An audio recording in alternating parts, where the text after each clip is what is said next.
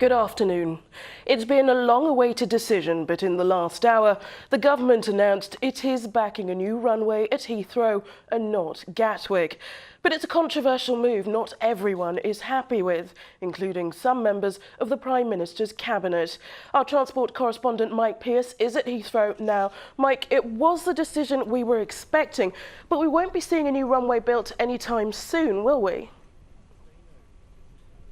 Absolutely not. It could be at least a decade away. Now, the situation is this. This is the start of the planning process, the consultation. That will last another year, and only after that and possibly another 5 or 6 years before the actual bulldozers and the diggers actually move into here. So what happens now? Consultation for a year. That could possibly go into 2018. At that point, there'll be a vote in the House of Commons. That's when we get a final decision on a third runway here at Heathrow. Of course, Heathrow absolutely delighted. It's saying it will create 70,000 jobs. Under the flight path, they say it means an extra 300,000 flights. And of course, there's also the emissions argument. Will it be able to meet the airport here, the new emissions targets? Already we're hearing from one council, Windsor and Maidenhead. It plans to go to court within the next few weeks. Campaigners are saying they'll be holding a series of protests here. This was some reaction earlier from underneath the flight path.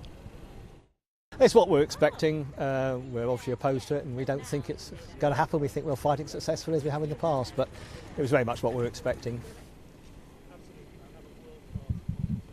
Well, of course, this whole debate goes back almost to when the airport actually opened 70 years ago. Of course, I say what happens now is there will be a decision in about a year's time, and then it goes to an MP's vote. But what is appearing and what is happening now is that around the airport, people are saying they will be fighting this tooth and nail. Other people, workers here, say they'll be supporting it and lobbying even more from where they stand. Thanks, Mike. More on that in tonight's programme. In other news, fire crews have been dealing with a chemical incident at a hotel in Farnborough.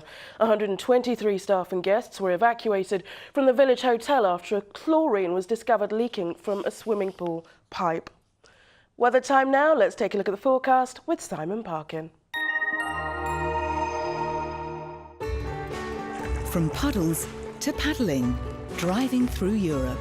Eurotunnel the Shuttle sponsors ITV Meridian weather.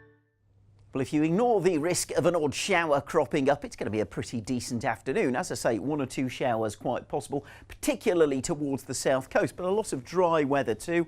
Temperatures, well, not bad, 12, 13, maybe 14 degrees, about right for the time of year, and with some decent sunny spells as well. As we head through into this evening, we turn dry pretty much everywhere, but during the night we are going to see some clear spells, and that's where we're going to get some mist and fog developing. You can tell from the lighter patches on the map, and that mist and fog could well be a bit stubborn to clear first thing tomorrow morning. But after a murky start, should be another decent day, staying dry and fine with light winds too.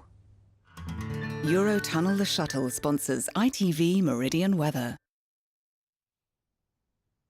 Dry weather like the sound of that. Fred and Sangeeta will be here at 6 with more news for the Meridian region.